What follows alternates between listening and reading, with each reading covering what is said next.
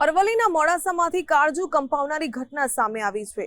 માતા પિતા અને નાનીને ઝડપી પાડવામાં આવ્યા છે। એક કૂવામાંથી નવજાત મૃતદેહ મળી આવ્યો છે। સમાજમાં આબરૂ સાચવવાને બહાને એકની હત્યા નિપજાવી, એ પણ નવજાત બાળકની, ક્યારે ન સાંખી લેવાય।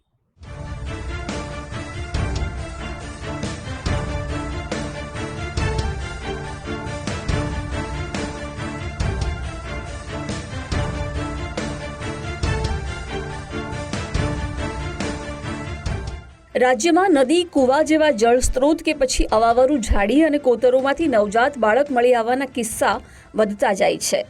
અનૈતિક સંબંધોના કારણે જન્મ લેનારા બાળકો થકી સામાજિક બદનામી ન થાય તે માટે નવજાતને તરછોડવામાં આવે છે।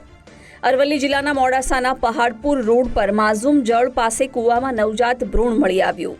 આ મુદ્દે સ્થાનિકોએ જાણ કરતા મોડાસા ટાઉન પોલીસે ગુનો નોંધી ગુનેગારોની તપાસ હાથ ધરી તો સ્થાનિક બાતમીદારો પાસેથી જાણકારી મળી કે નજીકમાં રહેતા પરિવારની એક દીકરી લાંબા સમયથી ઘરની બહાર નીકળેલી જોવા મળી નથી, જેથી મોડાસા પોલીસ સ્ટેશનના મહિલા પોલીસ જવાનોની આમીનાબેન સિંધીના ઘરે જઈને પૂછપરછ શરૂ કરી। આ સમય પરિવારની દીકરી નાસીમ પોલીસને જોઈ અચાનક ડરી ગઈ અને થોડી પૂછપરછ બાદ તો પરિવારે ગુનાની કબૂલાત કરીને જણાવ્યું કે નાસીમના લગ્ન વડા ગામના અલ્તાફ સિંધી સાથે નક્કી થયા હતા। જો કે લગ્ન પહેલા જ બંને વચ્ચે શારીરિક સંબંધ બંધાતા ગર્ભ રહી ગયો, જે બાદ માતા આમીનાએ ઘરમાં જ દીકરી નાસીમની પ્રસૂતિ કરાવી અને સમાજમાં આબરૂ ન જાય તે માટે નવજાતને નજીકમાં આવેલા કૂવામાં ફેંકી દીધું। આમીનાબેન સિંધીને એમ કે મોડી રાત્રે બાળકને કૂવામાં ફેંકી દીધું હોવાથી આસપાસના કોઈ લોકોએ જોયું નથી। સામાજિક બદનામીથી બચવા માટે આમીનાબેન સિંધી અને દીકરી નાસીમની પણ ધરપકડ કરીને આગળની તપાસ હાથ ધરી છે।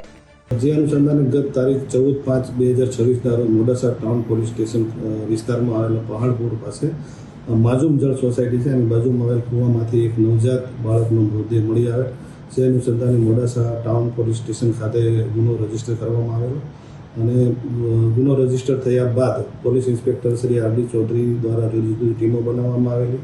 ટેકનિકલ ડેટા અને જે હ્યુમન ઇન્ટેલિજન્સથી માહિતી મેળવવાનું શરૂ કરવામાં આવે।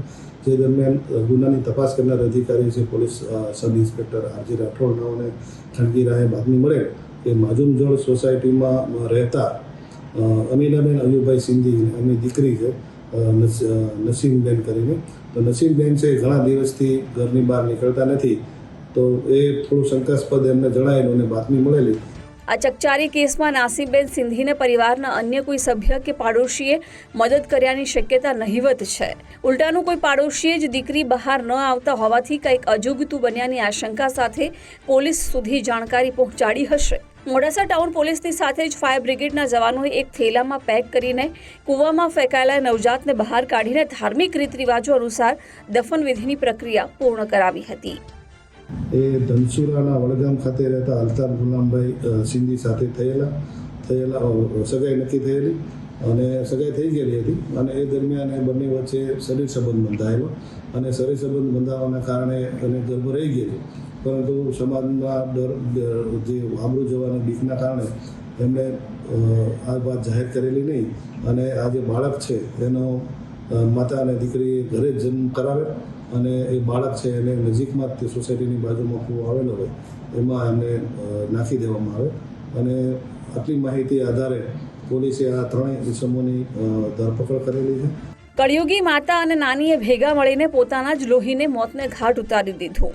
જે બાળક ધરતી પર અવતર્યું તે પહેલા જ દિવસે સ્વજનોએ તેને અંતિમ વિદાય આપી દીધી। આ ગુનાહિત કાવતરાના પર્દાફાશ બાદ પોલીસે નવજાત બાળકીની માતા આમીના, નાની નાસીમબેન સિંધી અને પિતા અલ્તાફ સિંધીની ધરપકડ કરી જેલના સળિયા પાછળ ધકેલી દીધા છે। પાપ છુપાવવાના ચક્કરમાં ખુદની જ દીકરીના બાળકને કૂવામાં ફેંકી દેવાની ઘટના બાદ આસપાસના લોકો સ્વજનો સામે ફિટકાર વરસાવી રહ્યા છે। વિપુલ રાણા, ગુજરાત ફર્સ્ટ, અરવલ્લી।